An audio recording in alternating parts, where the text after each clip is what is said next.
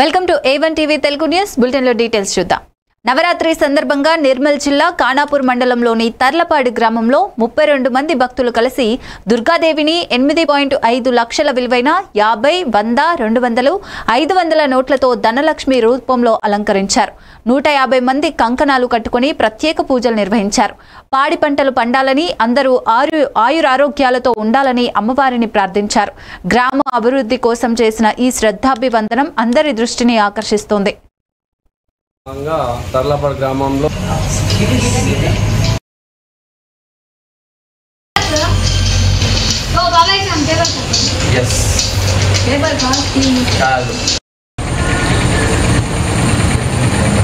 నవరాత్రి ఉత్సవాల్లో భాగంగా తర్లపాడు గ్రామంలో ఈరోజు 9 నవతరణలు అమ్మవారు ఉంటుంది. ఈరోజు లక్ష్మి రూపంలో అమ్మవారిని కరెన్సీ నోట్లతో దాదాపు 8,50,000 కరెన్సీ నోట్లతో 32 మంది కలిసి ఈరోజు అమ్మవారిని అలంకరించడం జరిగింది. అదేవిధంగా పోయిన సంవత్సరం కూడా పాడి పంట పశువు అన్నీ బాగుండాలి, ఊరిలో పంటలు బాగా వండాలని చెప్పేసి అమ్మవారిని 6,50,000 రూపాయలతో అలంకరణ చేయడం జరిగింది. అన్నీ మంచిగా ఉండి మా గ్రామంలోని పాడి పంట పశువు అన్నీ సుఖ సంతోషాలతో ఉండడం వలన ఈ సంవత్సరం ఇంకా 2 లక్షలు అదనంగా తీసుకొని 8,50,000 రూపాయలతో అమ్మవారిని అలంకరణ చేయడం జరిగింది.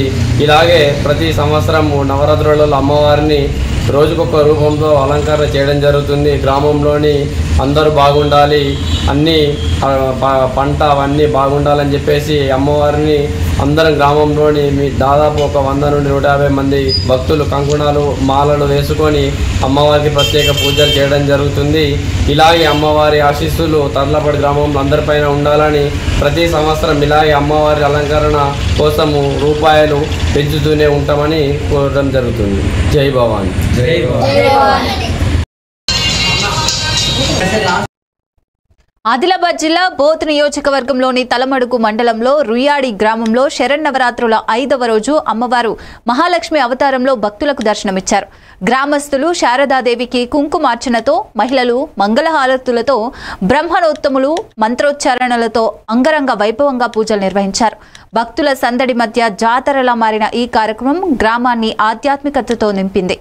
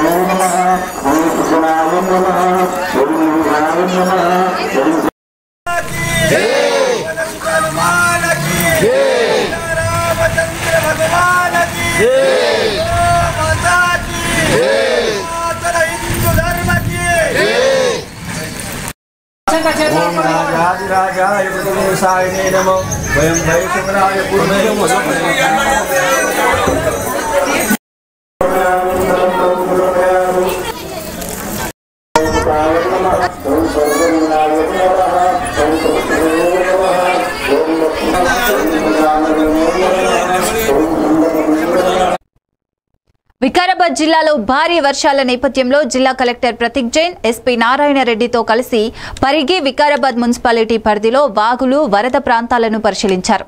జిల్లాలో రెడ్ అలర్ట్ ప్రకటించబడినట్లు తెలిపారు. ప్రజలు అత్యవసరమైతే తప్ప ఇంటి నుంచి బయటకు రావద్దని, పిడుగుల ప్రమాదం ఉన్న చెట్లు, భవనాల దగ్గర నివసించవద్దని సూచించారు. వాగులు, వంతెనల వద్ద నీరు ఉప్పొంగితే వెంటనే అధికారులకు సమాచారం ఇవ్వాలని కోరారు. జిల్లా కలెక్టర్తో పాటు పరిగి, వికారాబాద్ మున్సిపల్ కమిషనర్లు జాకిర్ అహ్మద్, పోలీస్ అధికారులు తదితరులు పాల్గొన్నారు.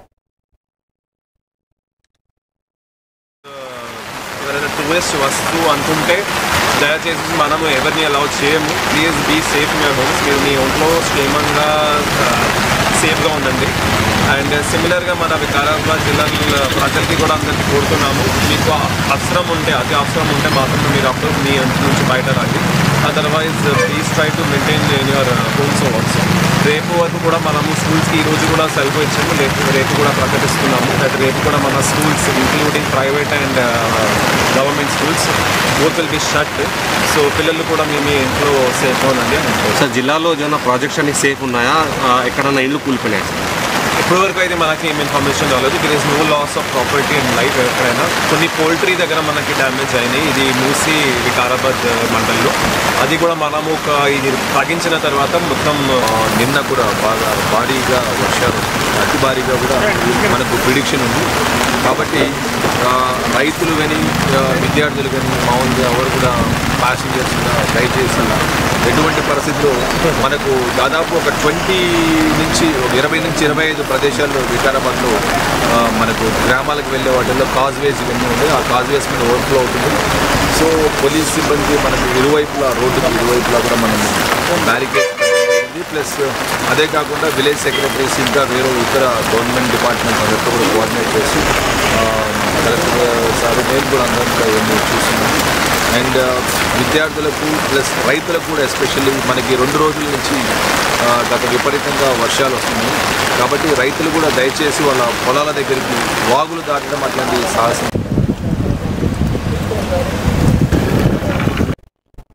నిర్మల్లో డీసీసీ క్యాంపు కార్యాలయంలో 107 మంది అనారోగ్యంతో బాధపడుతున్న లబ్ధిదారులకు 40.76 లక్షల సీఎం సహాయ నిధి చెక్కులను పంపిణీ చేశారు.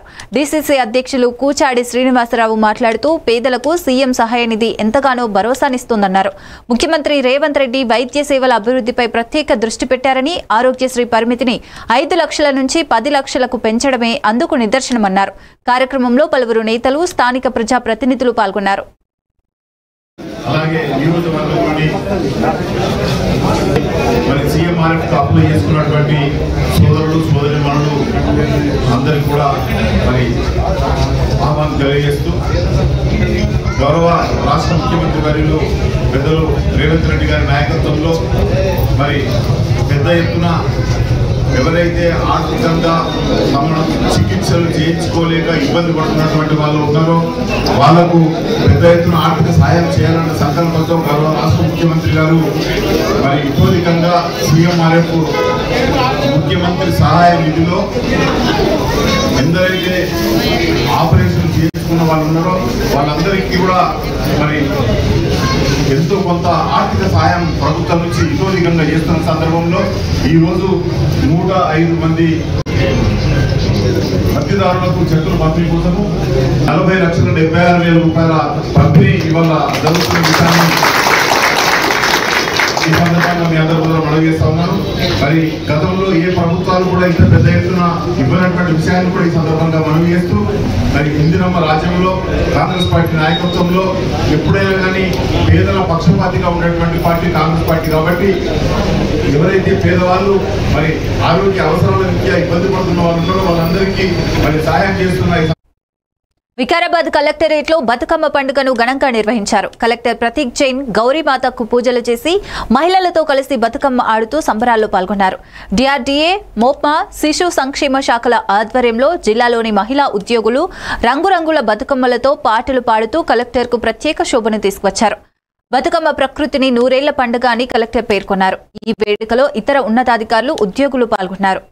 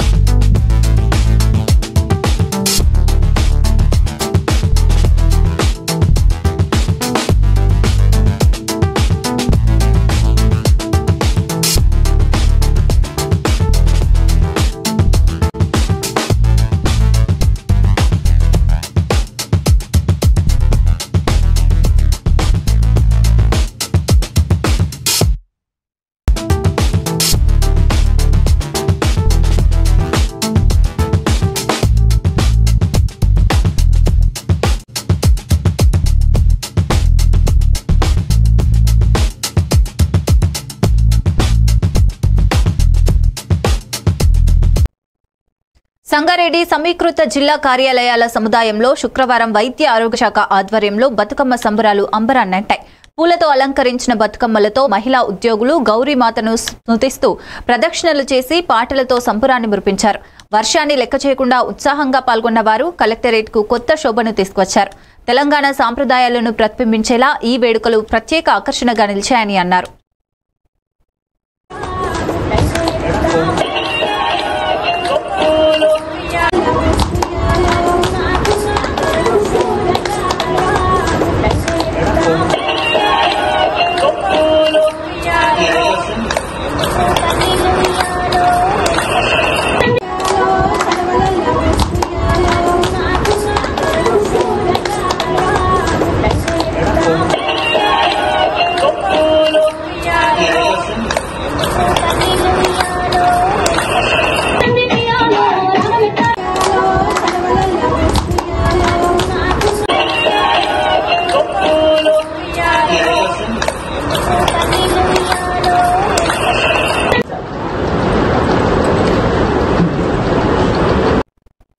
కామారెడ్డి జిల్లా ఎస్పీ కార్యాలయంలో మీడియా సమావేశం నిర్వహించారు. బిక్కనూరు పోలీస్ స్టేషన్ పరిధిలోని నేషనల్ హైవేపై రోడ్డుపైన కొందరు వ్యక్తులు ఆటోలో వచ్చి బస్వాపూర్ గ్రామం లోనిపల్లు గుడిసెలలో దోపిడీ కేసులకు చెందిన అంతరాష్ట్ర ముఠా సభ్యులలోని ఇద్దరిని అరెస్ట్ చేయడం జరిగిందని జిల్లా ఎస్పీ రాజేష్ చంద్ర తెలిపారు.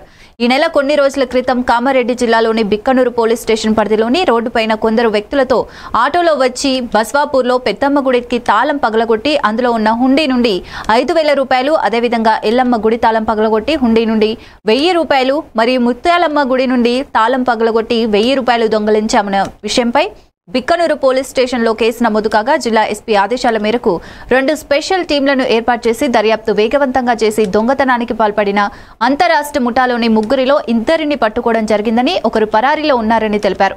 ఇద్దరు నిందితులను విచారించగా హైవే రోడ్లపై ఊర్లలో ఉన్న గుడులు, ఇళ్లను టార్గెట్ చేసి ఆటోలో వెళ్లి తాళం వేసి ఉన్న గుడిలో తాళం పగలగొట్టి చొరబడి అందులో హుండీలో ఉన్న డబ్బుని దొంగిలించారు. ఇదివరకు కూడా వీరు దొంగతనం కేసుల్లో ఉన్నారు. ముఠా సభ్యులు వారు చేసిన నేరాలను అంగీకరించారని, A1గా గాంధారి సత్యం 42 సంవత్సరాలు, A2గా సయ్యద్ సమీర్, అలాగే A3గా అహ్మద్ పరారీలో ఉన్నాడని వెల్లడించారు. ముఠా సభ్యులు రాత్రి రామాయంపేట పోలీస్ స్టేషన్ పరిధిలో మల్లన్న గుడిలో మరియు సదాశివనగర్ మండలంలోని ఎల్లమ్మ గుడిలో, రామాయంపేట పోలీస్ స్టేషన్ పరిధిలో అయ్యప్ప గుడిలోని హుండీలో డబ్బులు, వెండి, పూజ సామాగ్రి దొంగిలించారు. సో గత కొంతకాలంగా మన ఏరియాలో ఈ టెంపుల్ అఫెన్సెస్ అవుట్ బ్రేకింగ్ చేస్తున్న ఒక ఇంట్రెస్టెడ్ గ్యాంగ్ మనం పట్టుకోవడం జరిగింది. అందులో మొత్తం 3 సభ్యులు ఉన్నారు. అందులో 2 సభ్యులు మన కస్టడీలో పెట్టుకుంటారు. మిగతా అవసరం గురించి కూడా మనం వెరిఫై చేస్తాము. వీళ్ళ పేర్లు, ఒకరి పేరు గాంధారి సత్యం, ఇంకొక పేరు సయ్యద్ సమీర్. వీళ్ళు ఒక టీమ్ లాగా ఏర్పాటు అయ్యి ఈ ఐసోలేటెడ్గా ఉన్న టెంపుల్స్ అండ్ హౌసెస్ని ఐడెంటిఫై చేసుకొని వాళ్ళు దాన్ని నైట్ పూట స్టెప్స్ వీళ్ళకి అలవాటు. మొదట్లో వీళ్ళు అందులో సత్యం మొదట్లో రిక్షా తొలేవాడు, తర్వాత ఆటో కొనుక్కొని ఆటో నడుపుతూ ఉన్నాడు. డే అంతా కూడా వాళ్ళు రెక్కీ చేసుకుని ఎక్కడైతే టెంపుల్స్ ఉన్నాయో, ఎక్కడైతే ఐసోలేటెడ్గా నైట్ ఎవరికి ఆడలేని టెంపుల్స్ లేకపోతే తాళాలున్న ఇల్లు టార్గెట్ చేసుకుని వాటిని నైట్ పూట అలా అదర్ అసోసియేట్స్ తోటి పిలుచుకొని నైట్ అఫెన్స్ చేయడం వీళ్ళకి అలవాటు. 3 కలిసి చేసిన అఫెన్స్ ఉన్నాయి. సత్యం బయట ఉండి ఇంకొక 2ని లోపల పంపించి చేసిన అఫెన్సెస్ ఉన్నాయి. సో సదాశివనగర్ ఒకటి, రామాయపేటలో మరొకటి, బిక్కనూరులో 3 కేసులు రిపోర్ట్ అయినాయి. ఇది కాకుండా కూడా చాలా టెంపుల్స్ కూడా వీళ్ళు అటెంప్ట్ చేయడం జరిగింది. ఇక్కడ లోకల్ ఉన్న కుక్కలు మొదలడంతో లేకపోతే ఎవరన్నా ఉలిక్కిపడి ఇవ్వడంతో వీళ్ళు అక్కడ నుంచి పారిపోవడం జరిగింది. వీళ్ళు కొన్ని అఫెన్సెస్ మహారాష్ట్ర ఏరియా కూడా చేసినట్టుగా మనకు తెలుస్తూ ఉంది. అవి ఫర్దర్ డీటెయిల్స్ మనం తెలియాల్సి ఉంది. వీళ్ళు ఈ దొంగలించే దుస్తులు కూడా మహారాష్ట్రలో అమ్ముతున్నట్టుగా మనకు తెలుస్తూ ఉంది. మహబూబాబాద్ జిల్లా కేసముద్రం మండలం నారాయణపురంలో పందుల శిరీష అనే తల్లి తన 2 పిల్లలను హత్య చేసిన ఘటన కలకలం రేపుతోంది. భర్త ఇతరులతో అక్రమ సంబంధం పెట్టుకున్నాడని అనుమానంతో పిల్లలు తనతో లేరన్న ఆవేదనలో నిహాల్, మనీష్ కుమార్ అనే 2 పిల్లలను తల్లి చంపినట్లు పోలీసులు వెల్లడించారు. మర్డర్ మిస్టరీని ఛాలెంజ్ గా తీసుకున్న పోలీసులు విచారణ చేసి శిరీషను అరెస్ట్ చేశారు. కేసును కోర్టుకు మార్చమని సీఐ నర్పయ్య తెలిపారు. ఆమెకు భర్త క్యాబ్ డ్రైవర్గా పనిచేస్తాడు. తర్వాత అతను ప్రతిరోజు తాగొచ్చి శిరీషను తనను పట్టించుకోవడం లేదని చెప్పి ఆమె విరక్తి చెంది ఆత్మహత్య చేసుకోవాలని అనుకున్నారు. ఆమె మాకు విచారణలో చెప్పింది. మళ్ళీ నేను చనిపోతే ఆత్మహత్య చేసుకుంటే పిల్లలు ఆగమైపోతారు కాబట్టి పిల్లలను చంపాలని నిర్ణయించుకొని మొదటి బాబును అక్కడ మన మొదటి బాబును ఈ సంవత్సరం మన జనవరి నెల లోపల వాటర్ సంప్ లోపల పడేసి చంపినాను. రెండో బాబును మనకి ఇది ఏదైతే ఊరిందో నైలాన్ తాడు పెట్టి రెండో బాబును అంటే ఫస్ట్ హత్య ఫిర్యాదు వచ్చింది. ఫస్ట్ హత్య గురించి మాకు ఎలాంటి ఫిర్యాదు చేయలేదు, వాళ్ళు ఎవరు కూడా చెప్పలేదు. ఈ రోజు మొదటి బాబును ఏం చేసినామా అంటే అప్పుడు ఆమె చెప్పింది ఆ బాబును కూడా నేను ఇట్లా వాటర్ సంప్ లోపల పడేసి నేనే చంపినాను అని చెప్పి నేరాన్ని ఒప్పుకున్నది. ఇద్దరు కొడుకులను చంపినటువంటి ఆమెని ఇలా మేము అరెస్ట్ చేసి మేము కోర్టు లోపల ప్రవేశపెడుతున్నాం. దర్యాప్తు కొనసాగిస్తున్నాం. Okay sir.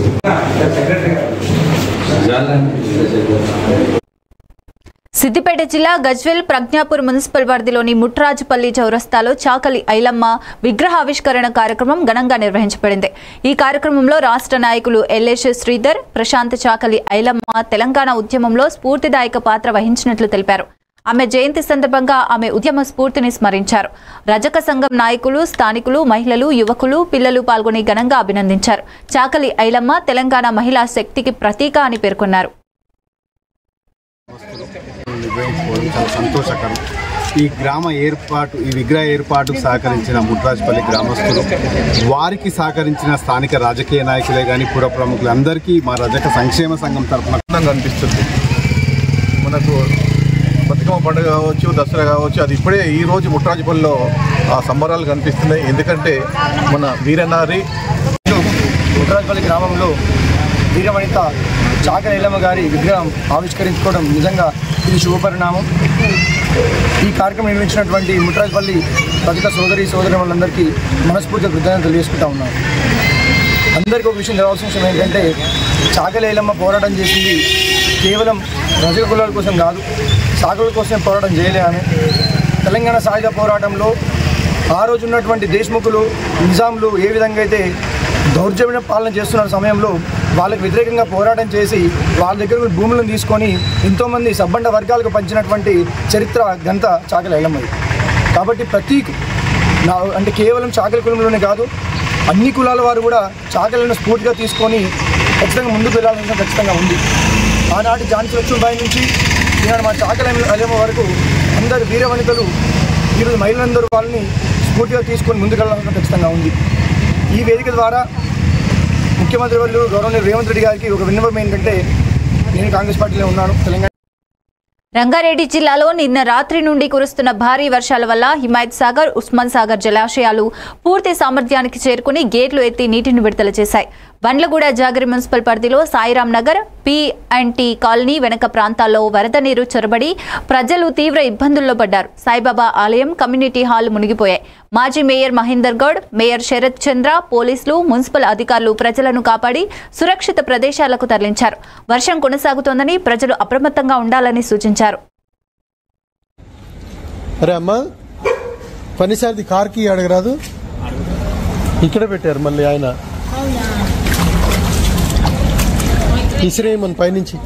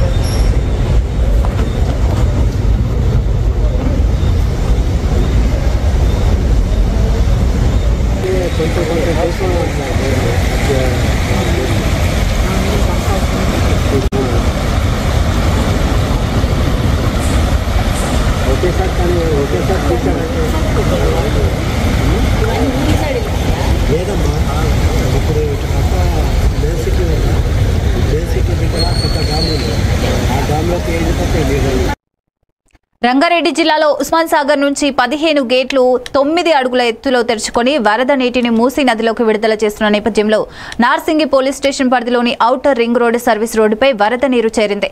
వాహనదారుల సౌకర్యం కోసం అధికారులు ఆ మార్గాన్ని తాత్కాలికంగా మూసివేశారు. ప్రజలకు రాకపోకల్లో జాగ్రత్తగా ఉండాలని సూచిస్తున్నారు. పరిస్థితులు ఎలా ఉంటాయో అధికారులు సమీక్షిస్తున్నారు.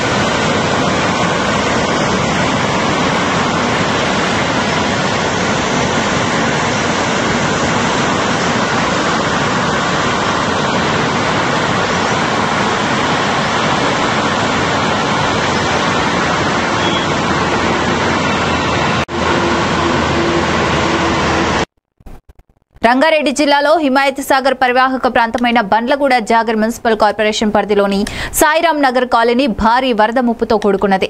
సాయిబాబా ఆలయం, సాయిరాం నగర్ కమ్యూనిటీ హాల్ పూర్తిగా నీటిలో మునిగాయి. స్థానిక ప్రజలు ఇళ్లలోనే చిక్కుకొని తీవ్ర ఇబ్బందులు పడుతున్నారు.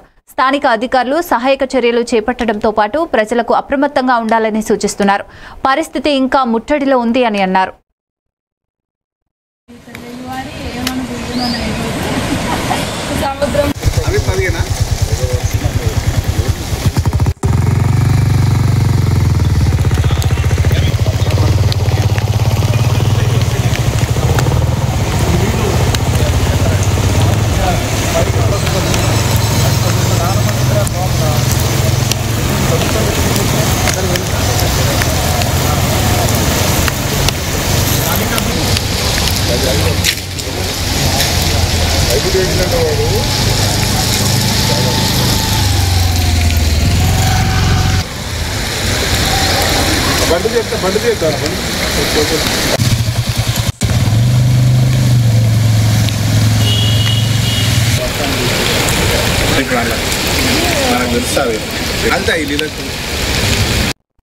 రంగారెడ్డి జిల్లాలో సిబిఎస్ బస్టాండ్ ప్రాంతంలో వరద నీరు చేరడంతో పరిస్థితి విషమించింది.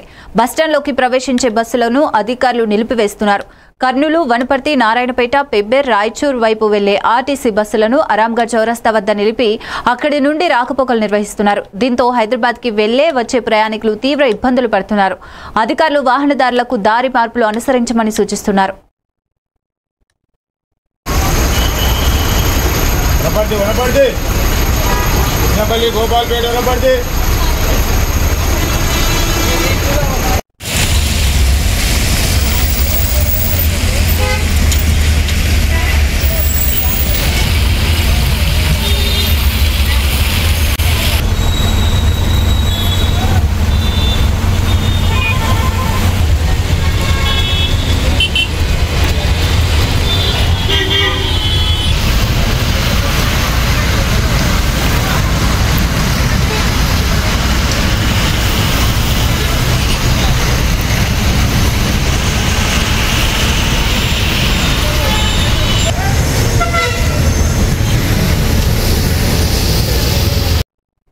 ఆదిలాబాద్ జిల్లా తలమడుగు మండలం రైతులు ఈ సీజన్లో అనేక ఇబ్బందులు ఎదుర్కొంటున్నారు. విత్తనాల సమస్య, ఎరువులలేమి, అనివార్య వర్షాలు లేకపోవడం వంటి కారణాలతో పంటలు బాగా నష్టపోయాయి. జూలై నుండి సెప్టెంబర్ వరకు వర్షాలు పడడంతో పత్తి, సోయాబీన్ పంటలు పూర్తిగా నీలమడ్డగా మారి మొలకలు వస్తున్నాయి. రైతులు కాయలు మురికిపోయి నేలకు రాలిపోతున్నాయని, ఈ పంటను మార్కెట్లో కొనేవారే అనుమానమని వ్యక్తం చేస్తున్నారు. రైతులకు క్రాప్ ఇన్సూరెన్స్ అందించకపోవడం పట్ల ఆవేదన వ్యక్తం చేస్తున్నారు. ప్రభుత్వాలు వెంటనే రైతులకు సహాయం చేయాలని కోరుతున్నారు.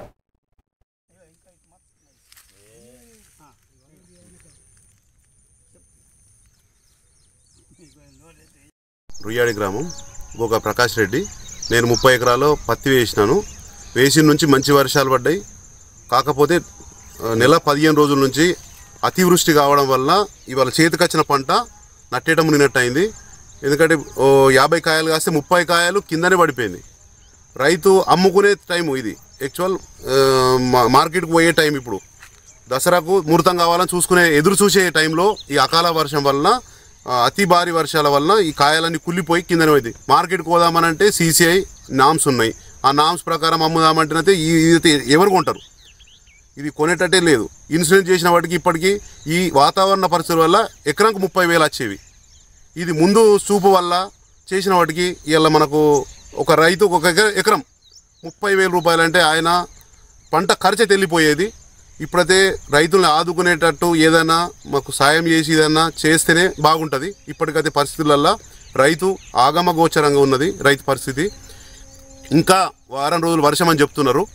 ఈ పత్తిని మనం బయట తీసుకొచ్చేటట్టే లేదు. మొన్న 2 రోజులే ఒక్కరోజు ఏరితేనే మంచిగా 50 కిలోలు ఏరిండ్రు. ఒక్కరోజు ఏరితేనే ఇవాళ 2 కుంటాలు ఇంటికి వచ్చింది.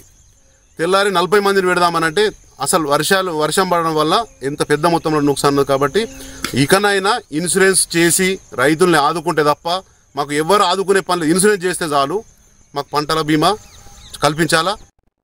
Kiwi bulletin update. Stay tune to A1 TV Telugu news.